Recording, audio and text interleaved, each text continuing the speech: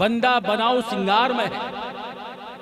घर वालों ने कफन पहनाकर, बहुत अच्छा लिबास पहनाकर जनाजे की नमाज अदा करने के बाद में उसको घर से विदा किया।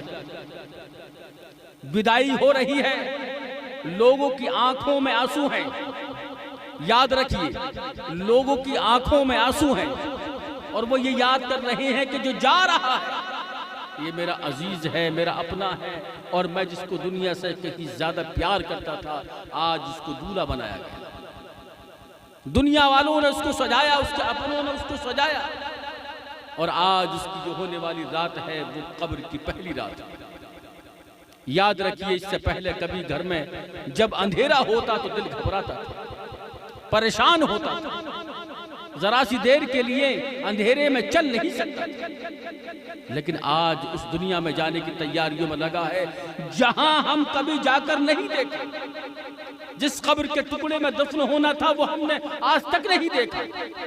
लेकिन आज दिन 2 दिन के लिए नहीं जा रहा, महीना 2 महीना के लिए नहीं जा रहा, साल या 2 साल के लिए नहीं जा रहा, वो हमेशा के लिए जा रहा। अल्लाहु अकबर। जिस घर में हमें चंद दिनों रहना है, हर तरह उसको सजाने की कोशिश की, हर तरह उसको डेकोरेशन देने की कोशिश की, हर तरह से उसको बल्ब की रोशनी से सजाने की हमने कोशिश की।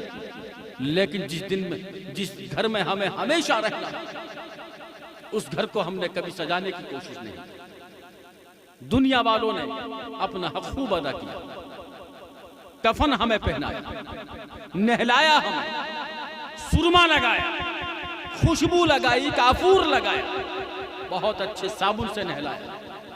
जो कपड़े तन को दिए जाते हैं वो हमें दिए, लेकिन हम क्या लेकर गए? जो अंदर छुपा है कुछ और है, जो बाहर से देख रहे हो वो कुछ और है। जो बाहर से देख रहे हो ये मेरे नबी की देन है। अगर ये देन नहीं होती तो अगर कोई गुनाहगार है तो उसके माथे पर गुनाहगार लिखकर भेजा जाता। लेकिन कुर्बान जाइए, ये नबी की उम्मत है जनाब, यहाँ अपने तो अपने, गैर भी खाली हाथ नहीं जाते। ये नबी का दरबार है, ये दरबारे मोहम्मद है। यहाँ अपनों का क्या कहना, यहाँ अपनों का क्या कहना, यहाँ से हाथ खाली गैर भी जाया नहीं करते।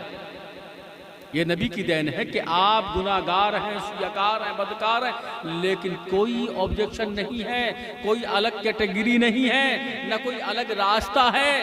आपको कफन देने का एक ही है, जिसमें नमाजी गया उसमें आप जा रहे हैं, जिसमें शहीद गया उसमें आप जा रहे हैं, जिसमें तकवा और परहेजगारी वाला है वो गया उसमें ही आप जा रहे हैं। इसका मतलब साफ हो गया है कि इस्लाम के अंदर कोई भेदभाव नहीं किया गया है। इसमें कहा कि जो गुनाहगार के लिए है वही जन्नती के लिए, जो जन्नती के लिए वही गुनाहगार के लिए।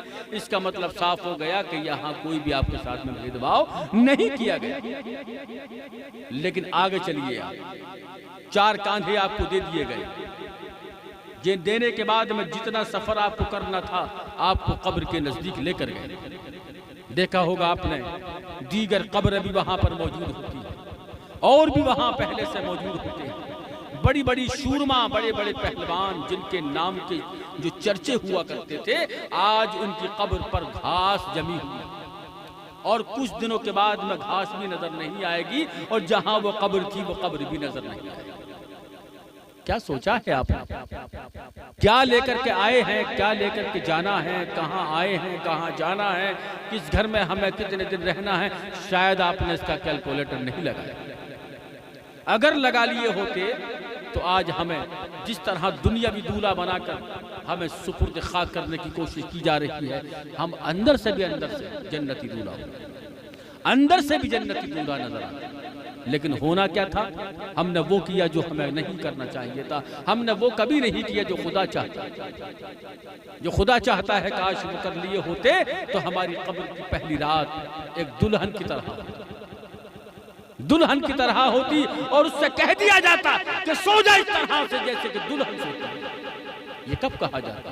ये तब कहा जाता जब बंदा हर सवाल का जवाब आसानी के साथ। उसके कब्र की पहली रात बड़ी कठिन रात होती है।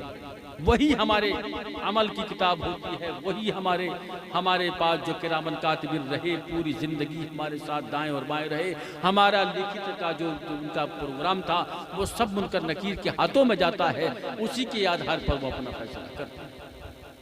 वो रब की रहमत है, जिसको चाहे बख्श दे, वो उसका इनाम है, जिसको चाहे बख्श दे, वरना खुदा जिसको माफ करे कर दे, लेकिन उसकी पकड़ बड़ी सख्त है। अगर वो माफ ना करे तो किसी के बाप की हिम्मत नहीं कि उसको कोई माफ कर सके।